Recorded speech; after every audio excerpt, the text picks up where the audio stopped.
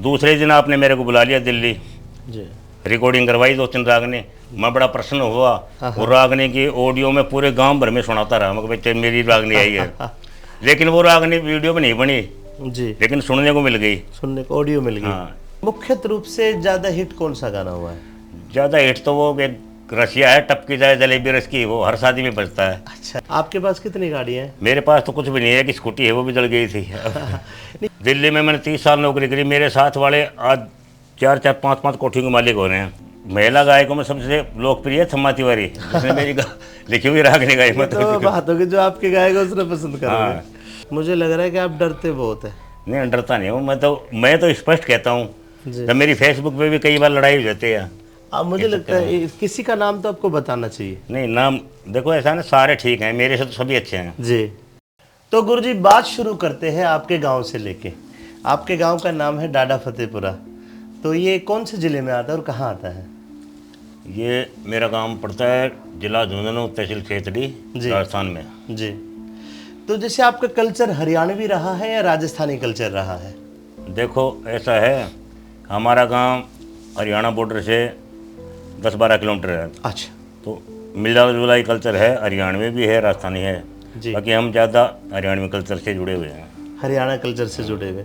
तो हरियाणा में आपने बहुत सारे गीत कलम के माध्यम से देने का काम किया है। तो आज कुछ सवाल मैं करना चाहता हूँ, जैसे आपके कैसा शौक क्या है आपके? शौक़ तो मेरे बचपन से ही लग गया था, जैसे स्कूल में पढ़ते थे ना, गाने बजाने का शौक लग गया? गाने बजाने का शौक़। जी। तो स्कूल में पढ़ते थे तो शनिवार को शाम को फंक्शन होता था स्कूल का। जी। तो उसमें अंताक्षरी डिबेट वगैरह होती थी। जी। तो उसमें मैं एक गाना लोकगीत गाता था। कितनी उम्र थी तब आपकी? तब उम्र होगी 8-9 साल की। अभी कितनी उम्र है? अभी मैं 63 साल का हो गया। 63 साल के हो, तो बहुत पुरानी बात है। आपको सारी याद है बचपन की बात? याद है। तो आपके गुरु कौन बने और कैसे कैसे बने? देखो, गुरु तो हमारे गांव में एक पंडित जी हुआ करते थे, मूलचंद जी। जी। बहुत अच्छे भजन गायक थे वो। उनकी संगत में मैं रहा बचपन से ही। तो मैं खुड़ताल बजाता था और उनकी कोर्स बोलता था। जी। तो आवाज़ ठीक थी मेरी, तो मेरे को सांस ले जाते, कभी 5 रुपये देते, कभी 10 रुपये देते। तो आपके गुरु मूलचंद जी है? नहीं, जी। वहाँ से शुरू हुआ था उनके। अच्छा, शुरुआत की आपने। Okay okay. फिर उनके साथ रह के मैंने काफ़ी कुछ सीखा, गाना बजाना। जी। मैंने जब तक गुरु धारण नहीं किया था। ओके। फिर उनको वो भगवान के प्यारे हो गए। ओके। और इसलिए फिर मैं 10वीं करके पढ़ाई करके लकड़ी का काम सीखने के लिए अपनी बहन के यहाँ चला गया, बुआना के पास में ठोठी गादली। जी। तो वहाँ पे काम सीख रहा था हमारे जीजाजी के पास। जी। तो बड़ौदा गांव में आया हुआ था पंडित बेगराज जी। बड़ौदा गांव जो हाँ, बड़ौदा। अच्छा, हाँ, मैं प्रोग्राम किया बड़ौदा गांव में। वहीं ठोठी गादली के साथ जिंदे जाते थे। जी। तो उनसे मेरा प्रेम भाव था। वो बोले आज चलो गुरु जी आए हुए हैं, जी। वहाँ आपको दर्शन करा के लाएंगे बेगराज जी के। जी। तो मैं उनके साथ चला गया। तो 2-4 भजन मेरे से गुआए बेगराज जी ने? हाँ, नहीं, उन्होंने साज वालों ने। तो गुरु जी भी आगे बोले ये कहाँ से आया है? बोले भाई ये तो गाता तो अच्छा है बच्चा, लेकिन आपका गुरु कौन है? जी। मैं बोला भाई पंडित जी मैंने तो गुरु नहीं बनाया। तो वो साज वाले बोले भाई इनसे अच्छा गुरु कोई तेरे को मिल भी नहीं सकता। पंडित बेगराज जी के बारे में बताइए आप। तब मैंने उनको गुरु धारण कर लिया वहीं। अच्छा, जो आपने गुरु बनाए पंडित बेगराज जी, वो कहाँ के, उनका क्या ग्राउंड है बताइए थोड़ा? पंडित बेगराज जी हैं पाथरवाड़ी, जिला भिवानी, हरियाणा। जी। और नंदलाल जी, कुंदन लाल जी के छोटे भाई हैं। अच्छा। हाँ, जो नंदलाल जी दादा शंकर दास जी की प्रणाली के बहुत बड़े कवि हुए हैं। हाँ जी, उनके छोटे भाई बेगराज जी। छोटे भाई हैं बेगराज। तो वे आपके गुरु हैं। हाँ जी। तो आप भी फिर दादा शंकर दास की प्रणाली से ही आगे? हाँ जी। है ना? नंदलाल जी को कभी आपने देखा है? नहीं, नंदलाल जी सन 63 में चले गए थे ऊपर। मेरा जन्म भी सन 62 का है। जी। तो मैं साल भर का हूँगा, मेरे को पता ही नहीं। हाँ। तो नंदलाल जी किसी तो बहुत प्रभावित है जनता उनके। तो बेगराज जी नंदलाल जी की तरह इतने फेमस क्यों नहीं हुए? क्या कारण रहा? देखो, बेगराज जी ने गाते भी अच्छे थे। बेगराज जी ने 40 साल तक अपने भाई की कविता ही गाई। ऐसा नहीं था कि वो बना नहीं सकते थे, उन्होंने काफ़ी बनाई भी हैं, अपनी भी बनाई है कथा। जी। लेकिन उन्होंने अपने भाई को जिंदा रखा 40 साल तक। ओके। तो आपका पेशा क्या है? हमारा मेन पेशा तो है कारपेंटर का, लकड़ी का काम करते हैं। जी। मैंने जिसको बढ़ई भी कहते हैं, हाथी कहते हैं ना।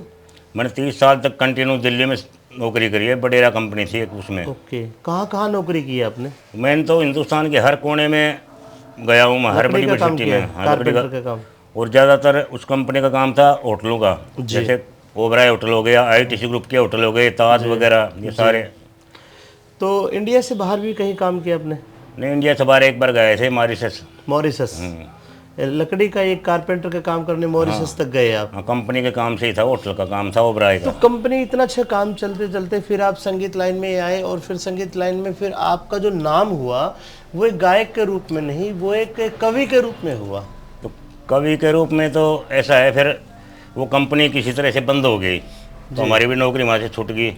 फिर मैं वहाँ से एक कंपनी में भिवाड़ी आ गया, तो अपने यार दोस्त था उसके पास। जी। तो वहाँ उस टाइम में 2008-9 की बात है, डीवीडी का दौर चला था कैसेटों का। हाँ, CD उसमें राजबाला जी और राम बैसला जी ने कैसेट निकाली थी, तो उनसे मैं इतना प्रभावित हुआ हाँ भी अपन भी कुछ ऐसा लिखें। हाँ वैसे लिखने का शौक तो मेरे को बचपन से था, जी। लेकिन 2009-10 के बाद में मैंने लिखना शुरू कर दिया, उनको देख देख करके, उनके कैसेटों को देख करके।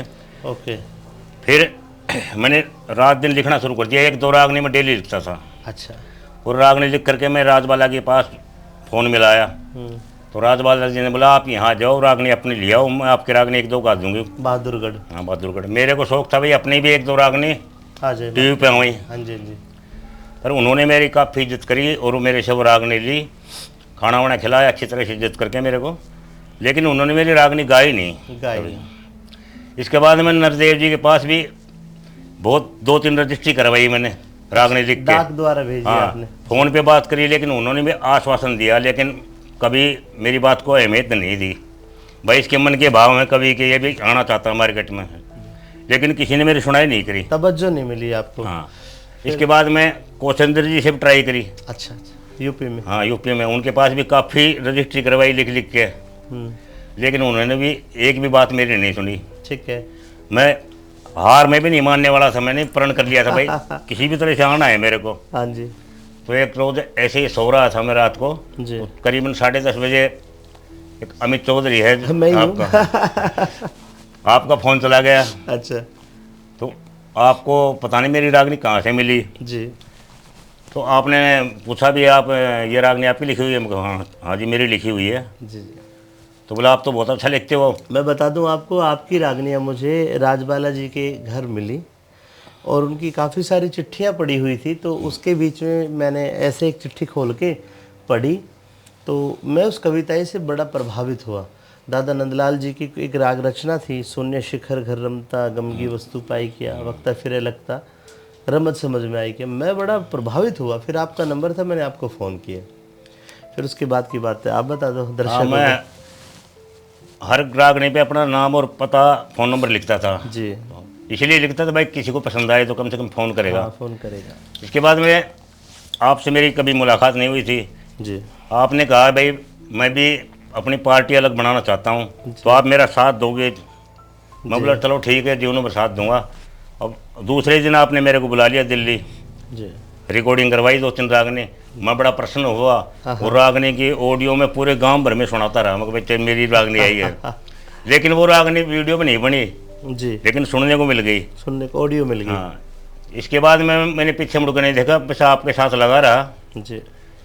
और हमें ऐसे भी ही बहुत तरक्की मिली आपकी रचनाओं से। जितने हमने किस्से गाए हैं मार्केट में, मैंने, छम्माने और हरी मिर्च ने मिलके, तो वे किस्से आपके बड़े प्रसिद्ध हुए। आपके प्रसिद्ध किस्से मैं जनता को बता दूं, अगर आपने मेरे किस्से सुने होंगे, पिंगला भर्तरी, पूरणमल, और बहुत सारे किस्से आपके, सत्यवान सामत्री है, और चाप सिंह सोमवती का है। बहुत सारे किस्से जो पब्लिक ने बहुत पसंद किए, वो आपके द्वारा, कैलाश संजांगड़ जी के द्वारा लिखे हुए किस्से हैं, और बहुत मज़ा भी आता है उनको गाने में। तो अब हम बात करेंगे आपके द्वारा, जैसे हमने तो गाए वो तो सारे हिट हुए हैं, लेकिन आपके द्वारा, आपके जो मस्तिष्क में अंकित है वे हिट भजन और हिट रागनी रसिया, तो किसने गाए, और 2-4 के नाम बता दीजिए आप। उसके बाद में चल भजनों की बताइए, आपके कौन कौन एक से बार भजन? भजनों में मेरी शुरुआत ऐसे हुई कि केशव गुर्जर है जो हाँ, गोविंदपुर के हमारे रहने गुरु वाले भाई हैं यूपी से, जी। वो एक बार गांव में प्रोग्राम के लिए आए थे हमारे गांव में, डाडा डाडा फतेहपुरा। जी। तो उन्होंने मेरे घर पे आके चाय पानी पिया, फिर बोले गुरुजी मेरे को 2-4 भजन दो। जी। तो जैसे मैंने भजनों की कॉपी उनको दी, उनको पसंद आ गए, वो मेरे को बुलाए। फिर अम्बे में उन्होंने 10-12 भजन बालाजी के रिकॉर्ड किए। ओके। वो भजन काफ़ी लोगों ने पसंद किए। हाँ। इसके बाद में भजनों का दौर शुरू हो गया। देखो आज अम्बे में मेरे लगभग 1000-1200 गाने हैं। अरे वाह। भजन भी हैं, रागनी भी हैं, रसिया है, लोकगीत हैं। मुख्यत रूप से ज़्यादा हिट कौन सा गाना हुआ है? ज़्यादा हिट तो वो एक रसिया है, टपकी जाए जलेबी रस की, वो हर शादी में बजता है। अच्छा अच्छा, ये तो रसिया हो गया। भजन? भजन तो सारे अच्छे लगते हैं मेरे को, तो भगवान के भजन तो जितने भी है ना। भजन मैंने भी सुना था, खाटू जाऊंगी। हाँ, वो करके खाटू बड़ा जाऊंगी प्रसिद्ध भजन वो हुआ था। बहुत पॉपुलर हुआ। जो एक बच्ची है भावना सुरांजलि, उसने गाया है। अच्छा। और रागनियों की बात रागनियों में तो सबसे बढ़िया रागनी जो अमित चौधरी ने गा रखी है, वही सही है। चलिए, बहुत अच्छा लगा आपकी ये सारी बातें सुन के। आज आप ये बताइए, आपको सपोर्ट किस किस ने किया है? सपोर्ट तो जाहिर सी बात है, सपोर्ट तो मेरे को पहले तो घर वालों ने, तो मेरे पिताजी सपोर्ट करते थे। जी। और आपके इसके बाद में पिताजी का नाम क्या, और क्या वे अभी है मेरे हाल पिताजी फिलहाल तो भगवान को प्यारे हो गए, काफ़ी साल हो गए, 2008 में चले गए थे। में? सॉरी जी। पर उन्होंने मेरे को काफ़ी सपोर्ट किया। ठीक है। और उसके बाद? हमारे ताऊ जी थे, वो मेरे बचपन में सपोर्ट करते थे। वो गुणी सुखराम जी के शिष्य थे। हाँ हाँ, वो हमारे भी ताऊ बहुत जी बड़े बहुत कवि ज्ञानी थे, कवि भी थे। राम जी। जी लेकिन उनकी लेखनी हमारे को मिली नहीं, पता नहीं कहाँ गई। जी। तो वहाँ से थोक लगा। अब मेरे को सबसे ज़्यादा गाइड करते हैं पावटा से हैं गंधर्व राधेश्याम जी। वो भी बहुत अच्छे गाय। जब भी मैं कहीं अटकता हूँ ना, तो उनसे परामर्श लेता हूँ, मैं उनसे सलाह लेता हूँ। जी वो काफ़ी कुछ सिखाते हैं मेरे को, बताते भी हैं। जी। उनको मानता हूँ आज के सर्वश्रेष्ठ आंसू कवि हैं। अच्छा। हम्म। वो उनकी उम्र कितनी है? उनकी उम्र तो लगभग 50 के लगभग है, 50-52 साल। हाँ, छोटे हैं मेरे से। हाँ हाँ। वो मैं मिला उनसे एक बार, एक गांव में मिला था कार्यक्रम में। तो आप अब ये बताएं, इस लाइन में आने के बाद कुछ लोगों ने आपका मिसयूज़ भी करा होगा? देखो ऐसे तो दुनिया में कई तरह के लोग हैं, पर मैं तो किसी का नाम नहीं लेना चाहता। नहीं, बाकी नाम लेके बताएं आप, ताकि वो अपनी गलती सुधारे। जैसे कभी ऐसा हुआ है कि आपकी रागनी लिखवा ली, फिर आपको पैसे वैसे नहीं दिए? कभी ऐसा हुआ है कि आपको सपने दिखा दिए बड़े बड़े, और फिर बाद में खोदा पाड़ने के लिए चुनिए? कुछ मेरे नहीं साथ हुआ? तो बहुत से लोग हैं जो गाने लिखवा लेते हैं, इसके बाद में फ़ोन बंद कर देते हैं, बस वो जैसे गाते कि नहीं। 2-4 का नाम बता दीजिए आप, कोई दिक्कत नहीं, हम उनसे फाइट करेंगे इस बात में, और आपको आपका न्याय और आपका हक दिलाएंगे। नहीं, ऐसा इतना तो नहीं है, मैं भी टाल देता हूँ बातों में, कोई बात नहीं, क्या मैं आप लिखवा डरते लेता हो हूँ। इस विवाद ना हो जाए? कई तरह की दुनिया है, कोई एक अच्छा दो भी के है। नाम आप शेयर कर नहीं, सकते हो, नाम तो उसमें कोई नहीं। दिक्कत नहीं, हम देख लेंगे, हम बात कर लेंगे, कोई दिक्कत नहीं, आपको कोई वैसे कुछ नहीं बोल रहा है। कोरोना काल में मेरी सपोर्ट करी एनडीजे कंपनी है, हाँ, उनके मालिक है राजू जी जुनेजा जी। राजकुमार उन्होंने धर्मभाई हमारे, राजकुमार धर्मभाई। जुनेजा जी, उन्होंने मेरे को बुलाया, और उसमें ब्रिजेश और गयामित चौधरी का शिष्य, उसने मेरी मुलाकात करवाई उनसे। जी उसका मैं एहसान मानता हूँ भाई, उन्होंने मेरे को वहाँ शिफ्ट करवा दिया। 2-3 साल मैंने वहाँ नौकरी करी। जी बहुत अच्छे ओनर हैं, मेरी बहुत हेल्प करी। जी। और वहाँ एनडीजे में मेरे 2000 भजन भी रिकॉर्ड हुए हैं, भजन अरे राग में। वाह। इन 2-3 साल में मैंने बहुत गाने दिए। लेकिन मेरी आदत एक है कि मैं खुद हिट, इतना हिट नहीं होना चाहता भाई, अपना जहाँ है वहीं ठीक है। तो फिर एनडीजे छोड़ क्यों दिया आपने इतनी अच्छी नहीं, छोटी कंपनी? कहाँ है अभी। नहीं, आप वहाँ पे अब दिखाई नहीं देते? नहीं, जाता हूँ, वैसे पहले वहीं रह के बनाता था, अब घर अभी से वो भेज देता हूँ। ब्रजेश बता रहे थे मुझे कि आपका वहाँ कोई विवाद हो गया था किसी से? नहीं, विवाद नहीं हुआ मेरा कभी किसी से। अच्छा, अगर विवाद होता तो मैं कल भी बना के दिए भजन। ये तो बहुत अच्छी बात है। मैं तो किसी मैं से तो विवाद ये नहीं पूछना करता। चाह रहा हूँ, क्या आप ऐसे भी कुछ गायक मिले जिनकी वजह से आप मतलब दुखी हुए हो? नहीं, दुखी तो क्या हुआ, दुखी तो ऐसे ही है कि किसी ने भरोसे में रखा मेरे को, भाई मैं आपकी रागनी रिकॉर्ड कर दूंगा। जैसा कि किसने? जैसे नरदेव जी हैं, राजबाला जी हैं, अच्छा, जैसे 1-2 और हैं ऐसे ही। जैसे कि नाम क्लियर जैसे करो। कौशंदर जी हैं, वो तो भगवान के प्यारे हो गए। हाँ हाँ। बाकी उस टाइम इनकी हवा चढ़ी हुई आज थी। के जो गायक है, आज के जो गायक है, किसी ने आपका दिल दुखाया? नहीं, आज के गायक तो ठीक है, मैं इतना ताल्लुक़ रखता नहीं हूँ। जी जी। मैं किसी के पास जाता नहीं हूँ, भाई आप मेरा भजन रिकॉर्ड करो। क्या कभी ऐसा हुआ कि जैसे मान के चलो आपका दिल है कि भाई मैं इतना कुछ कर दूं, लिखूं, ये सब लोग मेरी कविताएं गाए, लेकिन आपका दिल टूट गया हो? नहीं, ऐसी बात नहीं है दिल टूटने कभी वाली। दिल टूटा आपका? मेरा तो दिल कभी नहीं टूटा। मैं ऐसा सोचता हूँ भाई, जिसको गाना हो, किसी को पसंद आएगा वो गाएगा। मैं किसी को प्रेस नहीं करता भाई तुम मेरी लिखी हुई रागनी या भजन गाओ, जी। किसी को कहता भी नहीं है। मैं, मेरे पास फ़ोन आता है गुरुजी ये रागनी बना दो, मैं किसी को जल्दी से मना भी नहीं करता। इरिटेट हुए? इरिटेट मतलब कभी आप बहुत ज़्यादा परेशान हुए हो, दिल टूट गया हो, कापी पेंसिल नहीं मैं नहीं लिखूंगा आज के बाद, कभी कुछ ऐसा नहीं घटना? परेशान तो एक कोई बार ऐसी घटना बताओ। परेशान तो जब ही हो गया था, मैं जब रागनी लिख लिख के भेजता था, राज बालाजी के घर भी गया मैं, जी एक बार सुरेश बालाजी के घर भी गया मैं, जी। रागनी लेकर के गए, उन्होंने भी वो कॉपी रख ली लेकिन रागनी गाई नहीं। हाँ हाँ वो होता है दौर सब में आते हैं दिन, जी लेकिन मैंने हिम्मत हारी नहीं, फिर निराश होकर बैठा नहीं। जी। उस टाइम एक बार मन में आई थी भाई चलो छोड़ दो, नहीं आएंगे अपनी रागनी। आपकी पत्नी की बात की जाए तो उनका क्या सपोर्ट है, क्या बताइए? वो पहले पहले तो सपोर्ट नहीं करती थी, क्या करती थी पहले? पहले तो बहुत नाराज़ हो जाती थी, कॉपी वॉपी मिलती थी उनको छुपा देती थी, हाँ जो कोई लिखता ना वो छुपा देती, जी लड़ाई करती थी। जी लेकिन बाद में जैसे जैसे थोड़े बहुत पैसे आने लग गए, जी प्रोग्राम में जाता था कुछ पैसे लाता था, जी। तो कमाई तो सबको अच्छी लगती है। अच्छी लगती है। बच्चों की तरफ से? बच्चे मेरे ठीक हैं, 2 लड़के हैं, 2 लड़के हैं, बच्चे बहुत अच्छे हैं। अब तो पोता पोती भी हो गए होंगे? हाँ पोता पोते हैं 5। जी जी। तो फैमिली बैकग्राउंड अगर देखा जाए इस आर्थिक स्थिति में, तो उसको निम्न कहेंगे, मध्यम कहेंगे, उच्च कहेंगे? आर्थिक स्थिति ऐसी थी अपना कमाओ और खाओ, न पैसा जुड़ा न जुड़ेगा, अपने काम चलता रहेगा भगवान की दया से। ऐसी स्थिति में कमाओ खाओ तो मध्यम हो जाता है। कई बार ऐसा होता है कमाई नहीं हो रही। नहीं इतनी तो हो जाती है भगवान की दया से, पेट गुजारा हो जाता है बस। हो जाता है। तो गांव का क्या सपोर्ट है आपके लिए? गांव का फुल सपोर्ट है। आपके गांव में मित्र दोस्त वगैरह जो आपको सपोर्ट करते हैं, आपकी रागनी को पसंद करते हो? मेरी तो सारे गांव से दोस्ती है, कोई भी मेरा बुरा नहीं चाहता, नहीं मैं गांव का चाहता कभी भी। आपके 1-2 दोस्तों के नाम बताएं आप। मेरा तो एक ही दोस्त है जिन्होंने मैं बनाया था, एक वो दिल्ली महेश जी, वो यहाँ भी आए थे आपके पास, रागनी का गए हैं। अच्छा महेश जी। डाडा सुदरपुरा से। हाँ डाडा शुद्ध। उस गांव में अपन 4-5 प्रोग्राम भी ज़्यादा ज़्यादा हाँ, ज़्यादा कर ज़्यादा कर दिए। तो वो दोस्त एक ही है जी, उनमें एक ही गुरुजी बनाया था। अब हम बात करेंगे मतलब आपके पसंदीदा कवि कौन कौन है?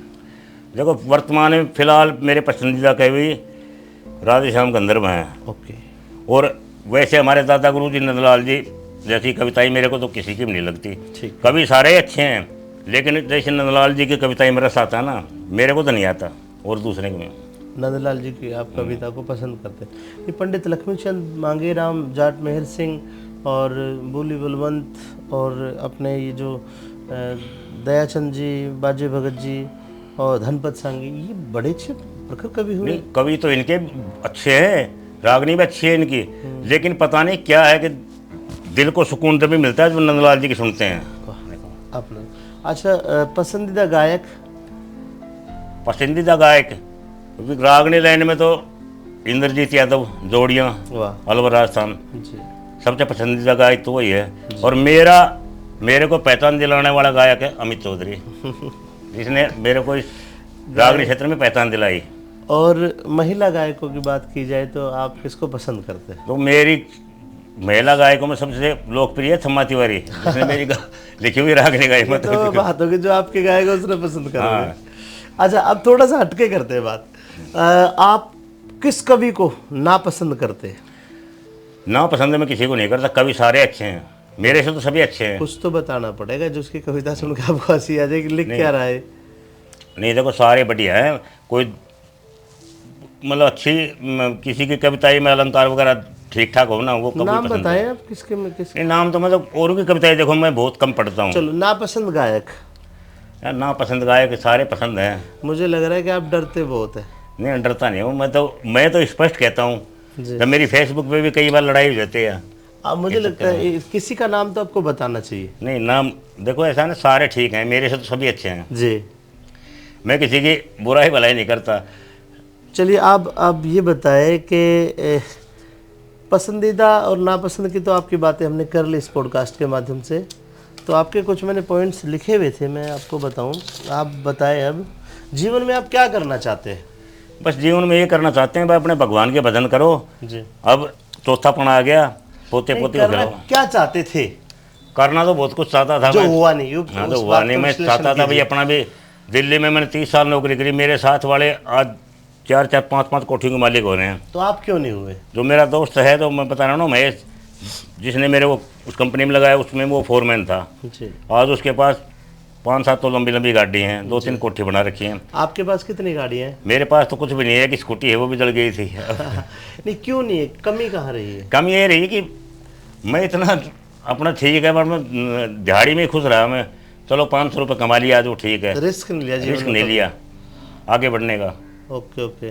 तो अभी हाल फिलहाल आपकी फैमिली का बैकग्राउंड क्या है? क्या कमाई है आपकी, आपके बच्चों की, और आप फिलहाल कैसे सरवाइव कर रहे हो जीवन को?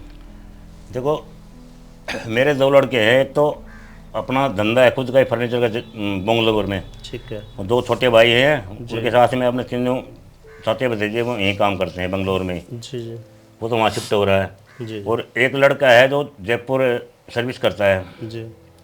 गति कोरियर में, तो वो अपने हफ्ते में एक बार आ जाता है घर पे। 2 लड़की हैं, उनकी शादी कर दी।